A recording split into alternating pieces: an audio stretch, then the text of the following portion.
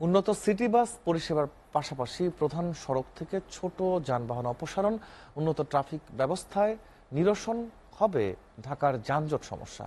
এজন্য অন্তর্বর্তী সরকারকে স্বল্প দীর্ঘমেয়াদী পরিকল্পনা করার আহ্বান জানান কেউ কেউ। রোববার ঢাকা রিপোর্টার্স ইউনিটিতে এক আলোচনা সভায় এসব কথা জানান সংশ্লিষ্টরা। যানজট যাপিত জীবনে ঢাকার নিত্যদিনের সঙ্গী, কিন্তু এই থেকে রেহাইয়ের যেন কোনো সুযোগ নেই। ৪০০ বছরের পুরনো এই ঢাকা নগরীকে যানজট মুক্ত করতে সরকার নানা উদ্যোগ নিলেও হয়নি তেমন সুরাহা। অপরিকল্পিত নগরায়নের ফলে ঢাকা যেন আজ প্রায় অবাসযোগ্য নগরী।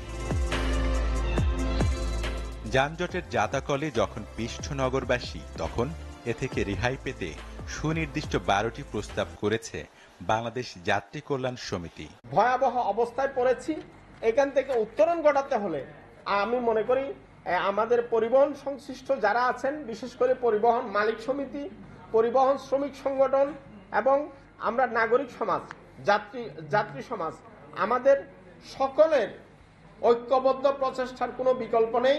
আলোচনায় অংশ নেয়া অতিথিরা কথা বলেন একই সুরে, যানজট নিরসনে দেন গঠনমূলক পরামর্শ। আমাদের ১০ থেকে ১২,০০০ বাস দরকার, বিভিন্ন দোতলা বাসের পেমেন্ট, এইটা ম্যানেজ করা একটা রাষ্ট্রের জন্য ওয়ানফুল ব্যাপার। কালকেই কিন্তু সব সমস্যার আপনি সমাধান করতে পারবেন, তবে যে ১২ দফার প্রস্তাবনাটা আছে, চাইলেই কালকে কতগুলো পজিটিভ উদ্যোগ আপনি নিতে পারেন। এইচ এম মেহেদী হাসান, এসএ টিভি, ঢাকা।